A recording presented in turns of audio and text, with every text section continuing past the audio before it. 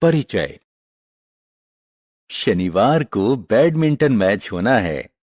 रमेश और उसका मित्र कोर्ट तैयार करने में लगे हैं। देखो, रमेश क्या कर रहा है। उसके हाथ में सफेद चौक का पाउडर है और वह बिंदु लगा रहा है। उसके बाद उसने उस बिंदु से शुरू करके कुछ दूरी तक एक सीधी रेखा बनाई है। आइए अब हम उन विभिन्न ज्यामितीय आकृतियों के बारे में जानें जिन्हें उसने मैच के लिए कोर्ट तैयार करते समय इस्तेमाल की हैं।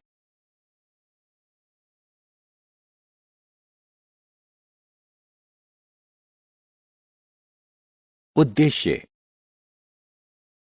इस पाठ के अंत में आप निम्न करने में सक्षम हो जाएंगे: बिंदु को परिभाषित करना, रेखाखंड को परिभाषित करना, रेखा और किरण को परिभाषित करना, समानांतर और प्रतिच्छेदी रेखाओं का वर्णन करना, कोण की पहचान करना।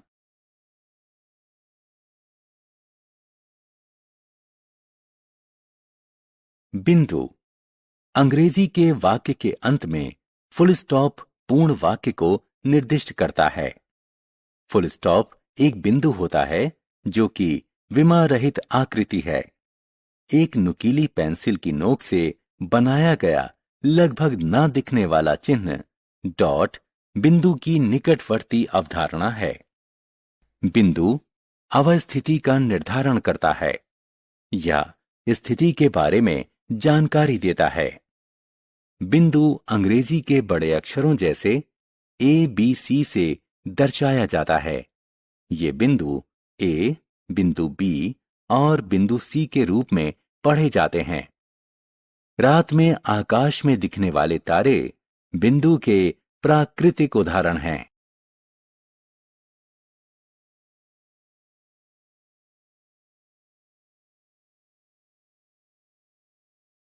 रेखाखंड।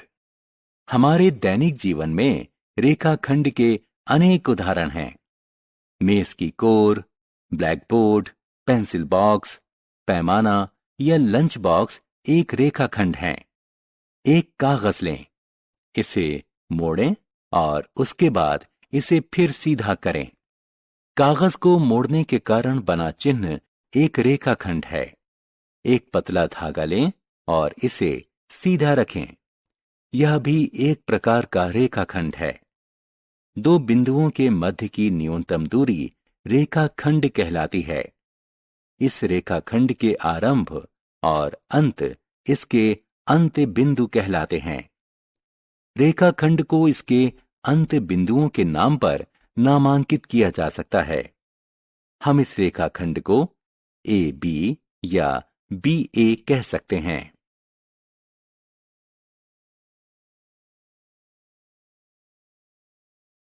रेखा। जब किसी रेखाखंड के अंत बिंदुओं को दोनों दिशाओं में असीमित दूरी तक विस्तारित किया जाता है, तब यह रेखा बन जाती है।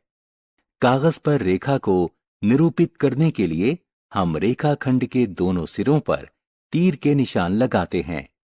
आप इसे निरूपित करने वाले दो बिंदुओं के ऊपर एक लाइन बनाकर भी इसे निरूपित कर सकते हैं। उदाहरण के लिए AB। सामान्य रूप से रेखा एक अक्षर इत्यादि L, M, N से भी दर्शाई जाती है। हम रेखा या रेखाखंड को दो बिंदुओं से निरूपित कर सकते हैं। यह जानना भी रोचक है कि एक रेखा में अनंत बिंदु होते हैं।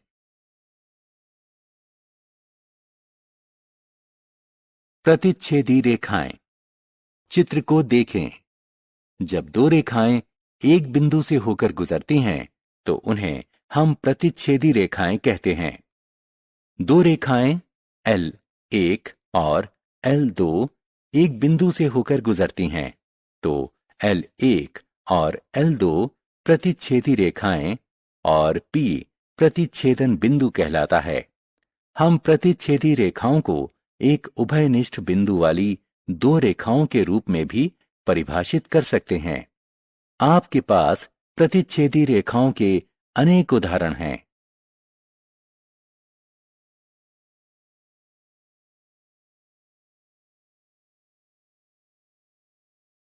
समानांतर रेखाएं एक प्रकार की रेखाओं का समूह जो एक दूसरे को प्रतिच्छेदित नहीं करती हैं। ऐसी रेखाएं जो कभी नहीं मिलती हैं, समानांतर रेखाएं कहलाती हैं। इन दोनों रेखाओं के मध्य की दूरी सदैव समान रहती है। यहां दो रेखाएं L और M हैं, जो एक दूसरे को प्रतिच्छेदित नहीं करती हैं, इसलिए वे समानांतर रेखाएं हैं। हमारे दैनिक जीवन में समानांतर रेखाओं के उदाहरण हैं सड़क के किनारे, रेल की पटरियां, पुस्तक की कोरें।